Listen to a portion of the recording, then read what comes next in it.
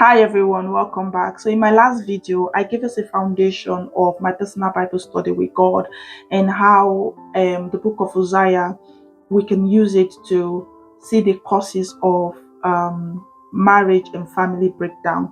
Today I'm going to, go deeper by picking each point and looking at it. And we are looking at the book of Hosea 4 verse 1. Hear the word of the Lord, O people of Israel. The Lord has brought charge against you, saying, there is no faithfulness, no kindness, no knowledge of God in your land. Today I'm looking at lack of faithfulness. Now, there's something I want us to know, that family don't just wake up and break down because of one big mistake. Okay, any marriage or family, you just woke up one morning and you heard, oh, do you know that they are divorced? Do you know that that man and that woman, they are no longer together, they are separated? It is that whatever you ask, what happened? They say, oh, because the husband cheated, because the wife cheated, or because the husband or the wife kept this huge finance that came into the home and was hiding it. I tell you that that one big thing is not what broke that marriage. Is what is small things that has been compiling, unresolved what small issues that has what consistently come and they didn't resolve it. And what happened? It caused a build up that eventually they can no longer take it. So I just have to say that for us to know that sometimes when we hear that people are divorced, it's not just that one big thing we heard. So we are looking at what lack of faithfulness. Sometimes when we talk about lack of faithfulness in a marriage, the first thing that comes to people's mind is adultery in the marriage. No, like I said, small things that are unresolved is what caused that big one issue. So sometimes there are things we neglect. So that's when I talk about lack of what faithfulness, unfaithfulness in the marriage, not that big adultery one. And how does that come to us? How does that apply to our life today? We look at unfaithfulness in the area of promises that have been broken. Okay, now we need to understand that faithfulness is very important in every relationship. Faithfulness, as a matter of fact, for me, is a foundation for a strong relationship, is a foundation for a strong marriage. Faithfulness is the foundation.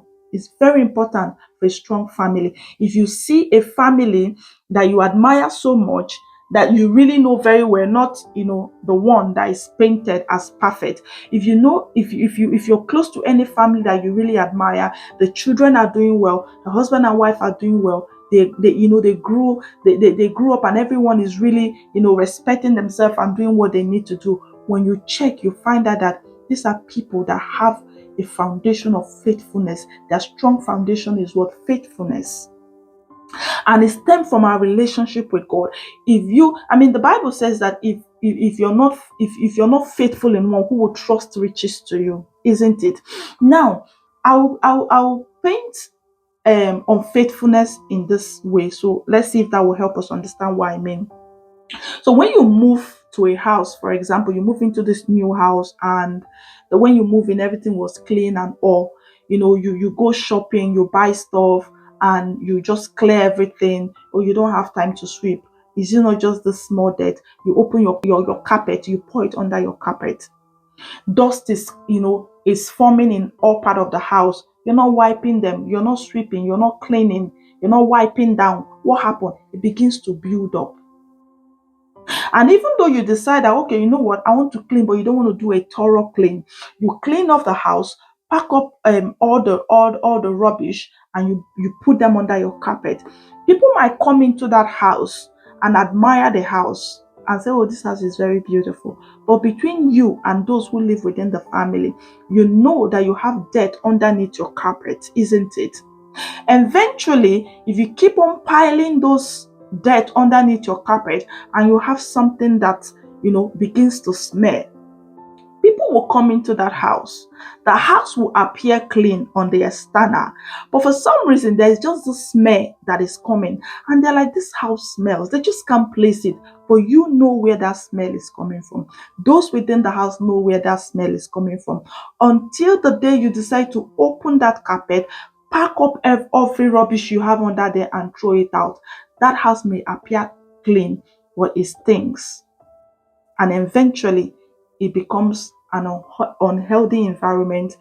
You and your household can no longer live in the house because of the smell. People cannot even no longer visit you because, yes, they can see the house is clean, but there's just something about this house. There's a strong smell that I cannot even breathe when I'm inside the house. So I painted that picture for you to understand what unfaithfulness can do to a marriage and a family. So unfaithfulness can come in form of promises broken. Promises broken. Your husband promises to do a thing, but he ends up not doing it. You look at it, you say, oh, you give excuse for him. You say, he's just busy. Your wife promises to do a thing and she ends up not doing it. And you give excuse and say, oh, it's just because that and that happened. You always look for excuse why each of you is breaking your promises to one another in the littlest form. It can be as little as helping with the dishes at home. It can be as little as helping with bathing the children. It can be as little as helping you trash the bin. It can be as little as helping you check up on your mom or your dad, or give them a call, or just, it can just be anything. But the problem is not just that one time, but it becomes a consistent thing and you both keep ignoring it. Then you have children. Your children begin to copy from you. You tell them to be faithful and all of this, but the way you both treat each other shows high level of unfaithfulness. Your children picks it and they also begin to grow and they're unfaithful towards the parents. You are also unfaithful towards them. Even though they are little things, it begins to breed distrust. What happened? It means trust begin to what? Fade. So it gets to a point where maybe a child is in school and the friends are saying, oh, is your dad coming to pick you? Or is your mom coming to pick you? He said, yes, they say they are coming, but well, I don't really believe them. Can I join your car? Can your parents drop me off? Do you understand? Like, it just comes to a point where you no longer can take the word of each other. It brings distrust, as little as they are, but because they become a consistent thing, you see that the moral value of your family begins to drop. The moral value of your family world begins to drop. Commitment becomes uncertain, which is what I've just said. Commitment becomes uncertain. As a wife, you cannot really trust what your husband says to you because he's made promises to do things, but he ends up not doing it. He's been unfaithful in the things he said he's going to do. He's been unfaithful in the promises he has made in time past. So there is distrust. So what happened? Commitment becomes uncertain. You're not really certain what he can do and cannot do. The same applies to the woman. You're not certain what your husband can do and cannot do. The same extends to the children. You are not certain what your children can do and cannot do. And your children as well are not certain of what you can do as parent and cannot do. So you begin to see that the enemy brings in unfaithfulness into the marriage and family, and then they appear in little things that you might trivialize. And once you allow it, what happens? You see that there begins to be that, uncertainty in terms of commitment, and that's not good. So if you're listening to me and it's something that is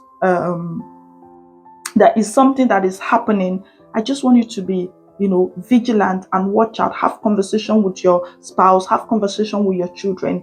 It's not too late. That's the beauty of it.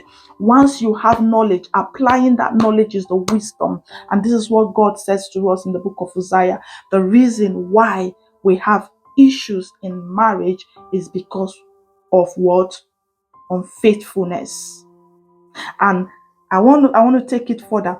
Unfaithfulness brings what? Emotional disconnection.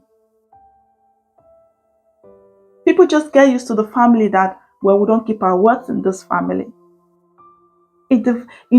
Dividing your loyalty, because you can be somewhere and you just feel like you can't even trust what your husband. How do you trust that your wife says she's in the office? How do you trust that your children say they are in school? Isn't it? Because eventually you see that it begins to eat. it into different areas of life because these were things that were not resolved.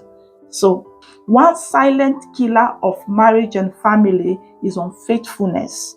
And I say, when you think of unfaithfulness, don't just think unfaithfulness in the area of adultery. I want us to look at the little things we are ignoring. A marriage does not just wake up and break up because of one big issue. It's a what? A compilation of small, small things that has been ignored. Small, small consistent things that has been ignored. And one of those silent killers is unfaithfulness. I want you to just think of your family, sit down with your family, have a conversation. If this is applicable to you, if it's something you have noticed in your family, please, it's not too late. There's restoration from you, but you also have to, take practical steps to have that conversation and rebuild your home and make faithfulness a strong foundation for your marriage. Please like, share, and subscribe. Share so that other people, can watch it, and as well, it kind of have a way of encouraging me that, oh, people are watching this, people are hearing this. So please share, like, and subscribe. Thank you, and I will see you in the next video.